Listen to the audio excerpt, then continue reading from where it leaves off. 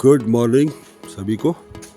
और सुबह के 7 बजने वाले हैं, तो सभी बच्चे अपने अपने रूम से निकलेंगे। उसके बाद जाएंगे बर्ड पर्चिंग। तो आज सुबह का जो 1 घंटे का इवेंट है, ये है अपना रूम। बाकी 2 लोग चले गए हैं, कार्तिक बचा है रूम में। कार्तिक लाइट ऑफ करके आना है बेटा तुम।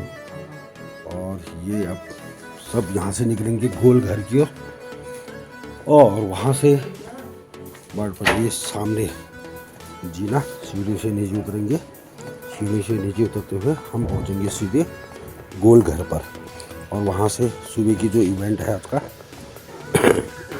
बर्ड पर्चिंग, राजू भाई भी आ गए हैं, तो चल रहे हैं जी वो आगे बर्ड पर्चिंग के लिए। यहाँ पर काफ़ी शानदार मौसम सुबह का, लोग निकल चुके हैं। सामने गोल घर पर जाएंगे पहले, फिर बर्ड पर्चिंग शुरू। तो सभी लोग अच्छे से सोए कल रात में? किसी को कोई ठंड गरम ऐसा कुछ? ठीक है ना, ठीक है। सो अभी हम कहाँ जा रहे हैं? बर्ड वॉचिंग के लिए, है ना। सो कल इवनिंग के टाइम में हमने कौन सा गेम खेला था जो लास्ट क्लोजिंग के टाइम पे खेला था? Pipe and marble. Five in the marble, है ना। सो कल शाम के टाइम में जो भी हमारी टीम थी, हमने बेसिकली 2 टीम में डिवाइड हुए थे ना। सो अभी हम बर्ड वॉचिंग के लिए भी 2 टीम बनाएंगे। तो सेम टीम हमारी रहेंगी, सो उसमें हम लोग जाएंगे बर्ड वॉचिंग के लिए। तो आप लोग 2 टीम में डिवाइड हो जाए। एक टीम उस साइड चले जाए और एक टीम इधर आ जाए।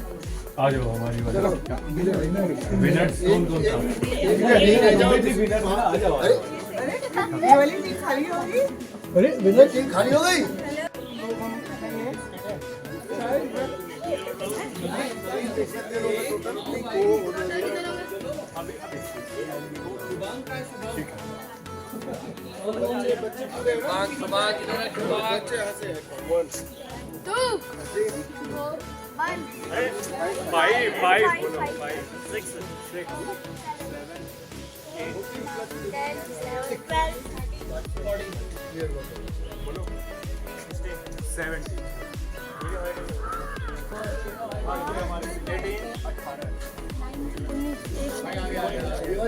वो नहीं था यार, नहीं था।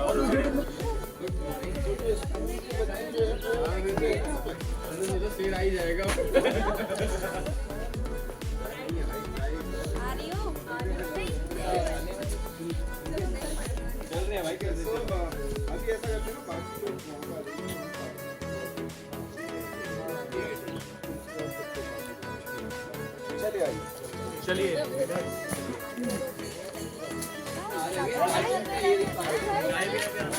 तो बर्ड पर्चिंग जो है इवेंट टीम निकल चुकी है।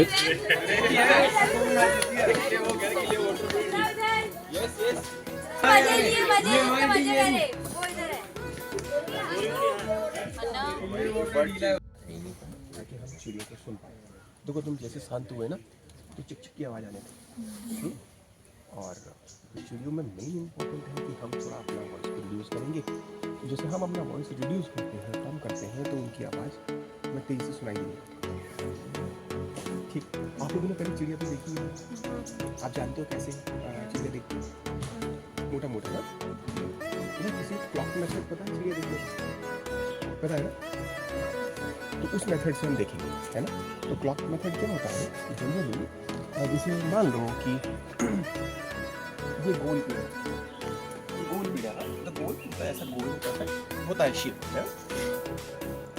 चलो मान लो इस झाड़ी को देखते हैं, ये अच्छा दिखता है, ये वाली नहीं बचते है ना।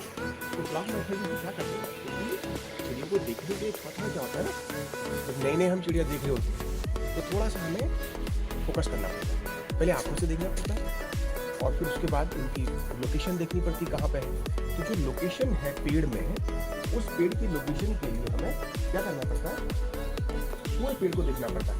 अभी सब सारी चिड़ियाँ जो है वो हाईली कैमोफ्लाइज करती हैं, यानी वो ऐसा कलर होता है उनका जो अपनी प्रकृति के साथ बहुत अच्छा मर्ज करता है, ब्लाइंड करता है ना। तो जब हम देखते हैं, मानो हम क्लॉक मेथड जैसे देखते हैं, जब घड़ी है ना, 6 बजे, 9 बजे, 12 बजे, 3 बजे, ऐसे 4 मोटे मोटे होते हैं ना, जैसे अपना टावर क्लॉक होती थी पहले से, रेलवे वॉच भी बड़ी होती है। तो अगर मानो हमें 12 o'clock कोई चीज़ दिखी, तो हम पूरे पेड़ को इस स्कैन में करेंगे, देखेंगे नहीं, हम केवल 12 बजे के आसपास देखेंगे, यानी 12 बजे मतलब इस वाली झाड़ी का ऊपर का हिस्सा, ठीक है। तो ऐसे ही मान लो 3 बजे अगर हम बात करें 3 o'clock, तो 3 o'clock में हम यहाँ कहीं देख रहे हैं, फिर हम वहाँ छोड़ देंगे, क्योंकि चिड़ियाओं को देखने के लिए ना हमारे पास टाइम थोड़ा कम होता है। अब चिड़िया को हम कैसे देखें, हम उनका साइज देखें, उनका कलर देखें, उनकी कैसी बीक है, क्योंकि बीक से भी हमें पता चलता है कि चिड़िया क्या खाती है। ये तोते की चोंच ऐसे करके होती है, ठीक है। और जो हमारे घर में भिलौड़ी चिड़िया आती है उसकी 2 ऐसे होती है आंखों, है ना, तो ये अलग अलग होती है। तो बीक कैसी है, साइज कैसा है, कैसा कलर है, लंबे पाँव है, जमीन पे है, पेड़ में पत्ती में है, पेड़ में मेन जो पेड़ का ट्रंक है उस पे है, तो ये है। तो ऐसे अभी हम जहाँ जा रहे हैं हम हैबिटेट वाइज चीज़ों को, हैबिटेट वाइज, जैसे कल तुमने एक गेम खेला एग हंट में तुम्हें क्लू दिए होंगे, क्या क्लू थे वो? जिसके पास होता है नदी एक हैबिटेट, उसको हम बोलते हैं रिवराइन हैबिटेट, यानी नदी क्या है, नदी में पानी होता है, पानी के आसपास वेजिटेशन होती है, और छोटे पत्थर होते हैं, पत्थरों के क्या होते हैं, इंसेक्ट्स होते हैं, मछलियाँ होती हैं, सब होता है। तो एक हैबिटेट रिवराइन हैबिटेट। अच्छा, कॉकटेल आपको कहाँ मिली होगी? तो पैराकीट अगर बात करें, जस्ट फॉर एग्जांपल हम वुड पैकर की बात करते हैं, तो वुड पैकर में इस कॉर्बेट एरियाज में जो वुड पैकर मिलते हैं करीब 20 अलग अलग टाइप के वुड पैकर मिलते हैं, बट सभी वुड पैकर एक ही फैमिली से बिलोंग करते हैं ना, तो ये उनकी फैमिली समझी होती है। तो इसको अगर हम किसी बर्ड को देख रहे हैं, तो बिहेवियर देख रहे हैं, उसका कलर देख रहे हैं, तो हम इस फैमिली समरी को पढ़ के भी उस फैमिली के बारे में जान सकते हैं कि वो कौन सी फैमिली की बर्ड हो सकती है, ठीक है। फॉर एग्जाम्पल अगर हमें पता चला कि ये पैराकीट है ना, तो पैराकीट के लिए हम फिर क्या करेंगे, इसके सबसे लास्ट में आएंगे। सो पैराकीट की स्पेलिंग का फर्स्ट मतलब वो क्या होगा, पी होगा ना, तो यहाँ पे हम आएंगे। सो यहाँ पे ए से लेके जेड तक पूरा एक इंडेक्स होता है, तो उसमें अगर हम पी में आएंगे तो उसके बाद हमें क्या मिलेगा, पीछे यहाँ पे कहीं पे पैराकीट लिखा हुआ दिखेगा ना, तो अगर आप यहाँ पे देखोगे तो पैराकीट हमें दिख रहा है लिखा हुआ ना, और यहाँ से हमें मिलता है पेज नंबर, ये कितने में है, 200 में पैराकीट हमें दिखाई देंगे, है ना।